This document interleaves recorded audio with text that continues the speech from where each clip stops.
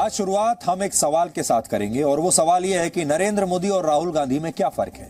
ये दोनों नेता विरोधी पार्टियों से हैं और इनकी विचारधारा भी बिल्कुल अलग है। ये फर्क तो सब जानते हैं, लेकिन किसी भी इंसान या नेता के असली चरित्र का पता तब चलता है जब वो कठिन दौर से गुजर रहा होता है।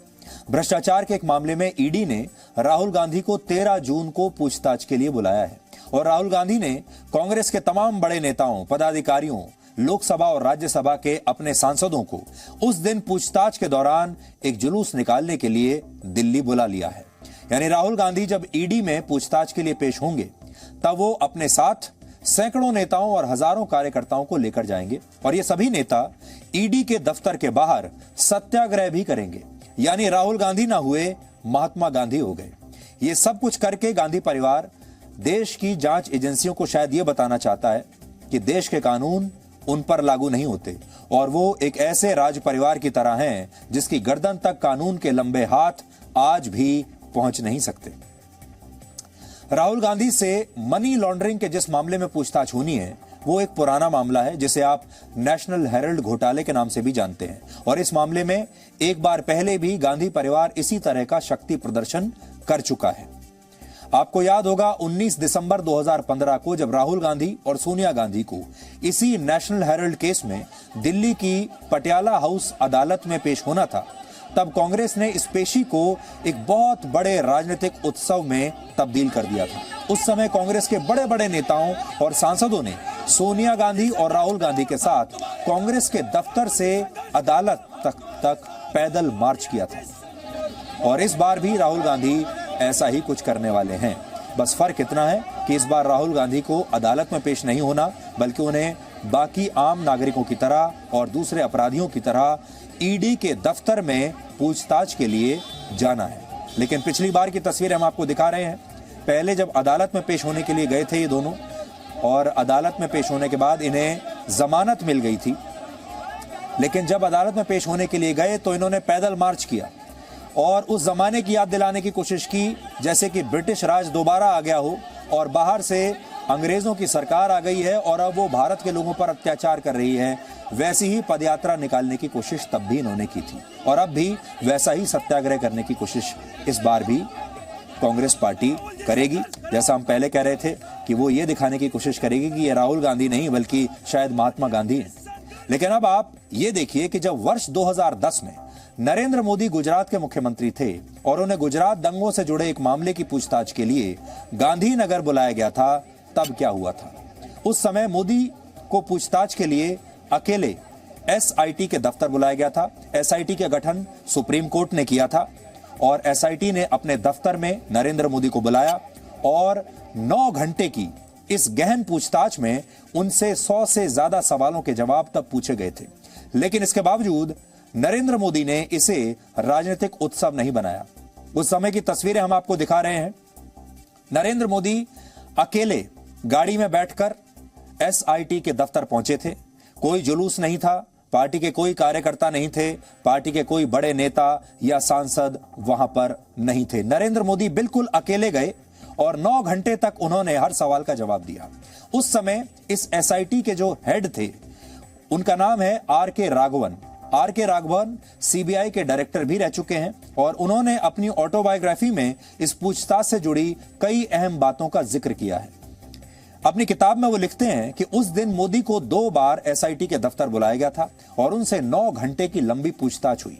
हालांकि इस पूछताछ के बीच में जांच अधिकारी जो थे, जो पूछताछ कर रहे थे, वो इतना थक गए कि उन्होंने मोदी को ब्रेक लेने के लिए कहा। लेकिन मोदी ने उनसे कहा कि वो कानूनी कार्रवाई के बीच में कोई ब्रेक नहीं लेंगे और सारे सवालों के जवाब देकर ही जाएंगे। क्योंकि उस समय जांच अधिकारी थक चुके थे, इसलिए उन्होंने 4 घंटे का एक ब्रेक बीच में लिया और 4 घंटे के बाद मोदी को फिर से एसआईटी के दफ्तर बुलाया उसी दिन और उनसे रात 9 बजे से लेकर रात 1 बजे तक फिर से पूछताछ की गई। और इस पूछताछ के बाद जब वो वहां से बाहर निकले तो उनके चेहरे पर चिंता नहीं थी बल्कि मुस्कुराहट थी। उस समय की तस्वीरें अब हम आपको दिखा रहे हैं। रात 1 बजे वर्ष 2010 गांधीनगर में गुजरात दंगों को लेकर एसआईटी की पूछताछ के बाद गुजरात के serving chief minister Narendra Modi बिल्कुल अकेले बिना किसी जुलूस के, बिना किसी नारेबाजी के बाहर निकल रहे।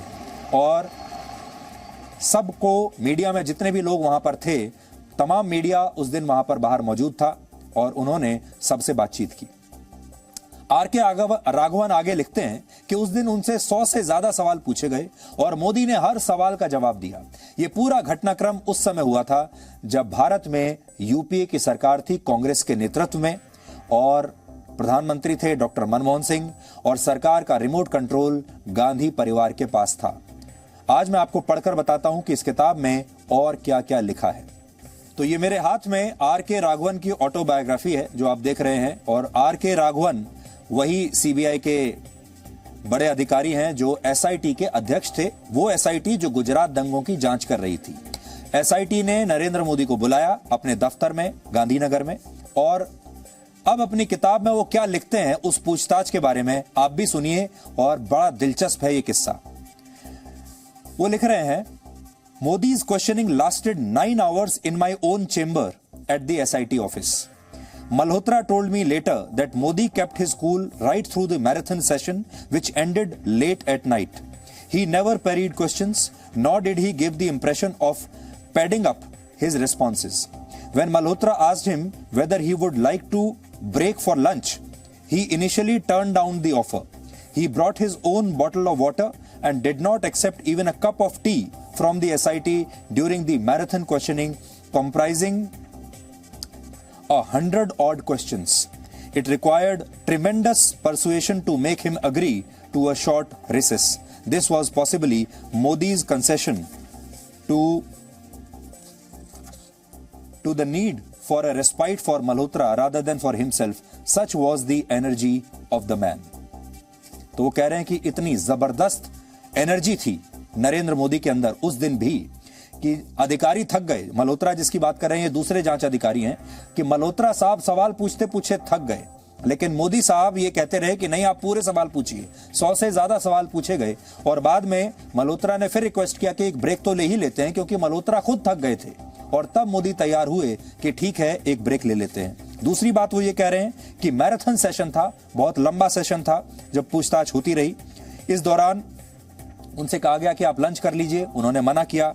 और वो ये भी कह रहे हैं कि उन्होंने किसी भी सवाल को अवॉइड करने की कोशिश नहीं की, किसी भी सवाल का टेढ़ा मेढ़ा घुमा फिराकर जवाब देने की कोशिश नहीं की। सीधे सवाल और सीधे जवाब उनके उस समय थे। और सबसे बड़ी बात, नरेंद्र मोदी मुख्यमंत्री रहते हुए अपने पानी की बोतल खुद अपने साथ लेकर गए थे। उन्होंने एसआईटी के दफ्तर का पानी भी नहीं पिया, और जब उन्हें यह कहा गया कि क्या आप चाय लेंगे तो चाय भी पीने से उन्होंने इनकार कर दिया। यानी इस 9 घंटे की पूछताछ के दौरान ना तो उन्होंने एसआईटी वालों का पानी पिया और ना ही एसआईटी द्वारा ऑफर की गई चाय उन्होंने पी। और आप ये तो सुन ही चुके हैं कि पूछताछ के बाद उन्होंने क्या कहा, उनके तेवर क्या थे।